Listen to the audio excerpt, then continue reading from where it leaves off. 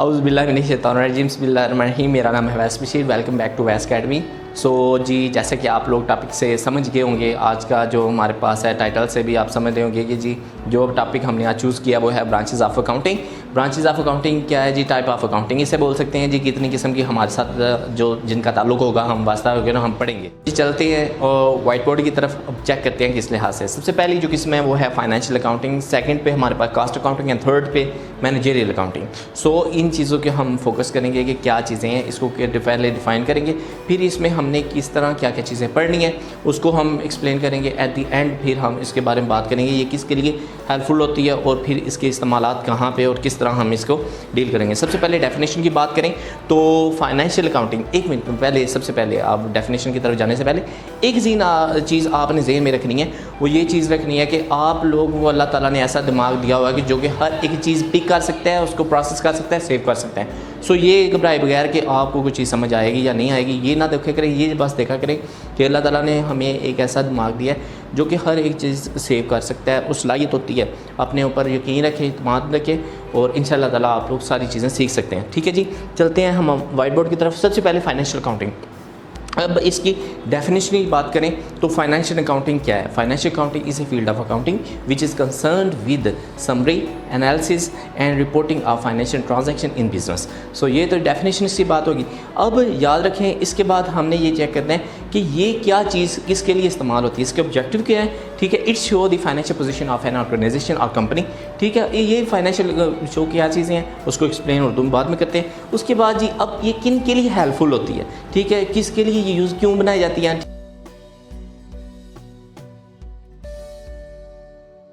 Next हमारे पास title है वो है सेकंड, वो हमारे पास है कास्ट अकाउंटिंग का।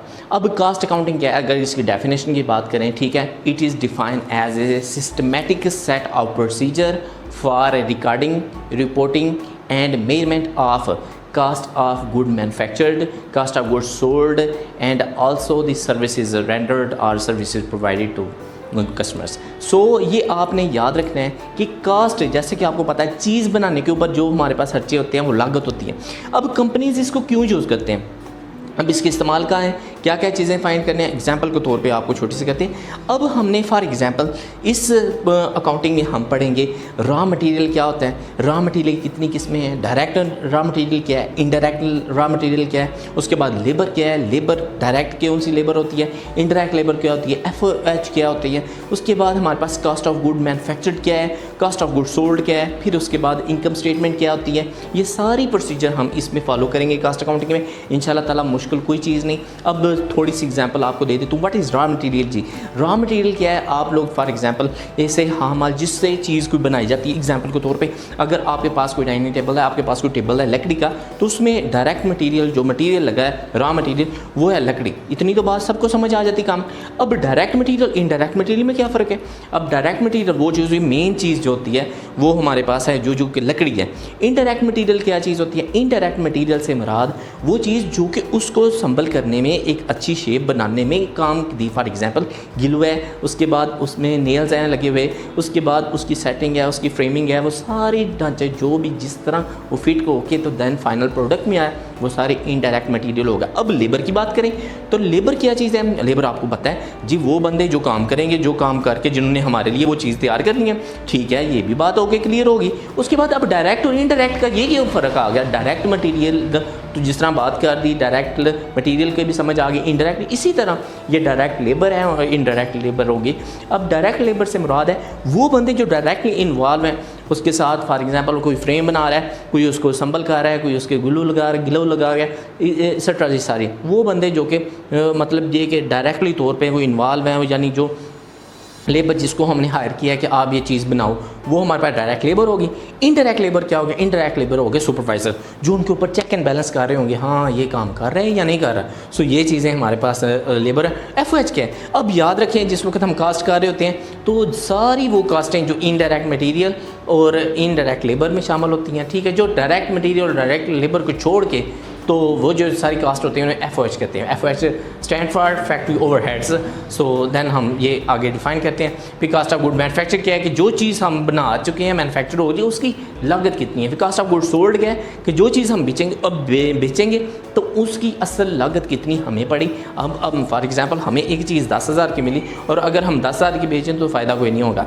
सो ये चीज़ें हमने देखना है। फिर उसके बाद आगे हमारे पास डीलिंग होगी, फिर उसमें हम नफ़ा नुकसान देखते हैं। फिर हमें पता चल जाता है हाँ चीज़ अगर बनाएं तो मैन्युफैक्चरिंग कंपनी हम चीज़ बना रहे हैं तो फिर इसमें हमें ये फ़ायदा होगा अगर हम इस रेट पे बनाएं और इस रेट पे रख के सेल करें, तो वो हम सब कुछ इसमें पढ़ेंगे।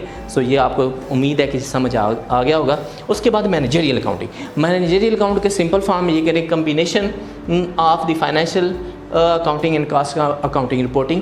फॉर एग्जांपल ये डिसीजन मेकिंग के लिए होती है, मैनेजमेंट के लिए, कि जिसे इन्फॉर्मेशन मिल जाती है, उन्हें पता चल जाता है कि अब हमारे पास फाइनेंशियल अकाउंटिंग में ये रिपोर्टिंग है, कास्टिंग में ये, वो इन सब की रिपोर्टिंग को सेव करके जिस वक्त वो मैनेजरियल अकाउंटिंग से मुराद है वो देख के इन्फॉर्मेशन करते हैं हाँ हमने वो बिज़नेस में इन्वेस्टमेंट करना है, वो हम रेट करके शेयर इशू करेंगे, वो चीज़ें सारे स्टेक होल्डर के ऊपर क्या हमारे पास असरअंदाज होगी, इन्वेस्टमेंट करेंगे तो क्या चीज़ है, बैलेंस शीट कितनी सारी रिपोर्ट उनको सामने आ जाती है। फिर उसके बाद उन्हें ये भी पता चल जाता है कास्ट कितनी, अगर चीज़ें मंगवाएं अपने पास बनवाएं तो क्या रेट होगा, अगर वो किसी और से हम लें तो क्या रेट होगा। ये सारी चीज़ें हमारे पास इस मैनेजरियल अकाउंटिंग में हम करते हैं। मैनेजर फिर फाइनल डिसीजन करते हैं कि किस तरह वो अपनी कंपनी को फाइनल लेवल पे पहुंचाएंगे और ताकि ये कि उनको फ़ायदा पहुंचे। सो आप लोगों को इन चीज़ों की समझ आ गई। फाइनेंशियल अकाउंटिंग से मुराद है वो जो जिससे हमने नफ़ा नुकसान करना है, कंपनी की असल पोजीशन क्या है, कैसे बैलेंस शीट उसकी क्या चीज़ है, उसकी किस लेवल पे जा रहा है, क्या चीज़ उसकी हो रही है। उसके बाद कास्ट अकाउंटिंग में किसने की चीज़ बनेगी, एंड देन मैनेजरियल अकाउंटिंग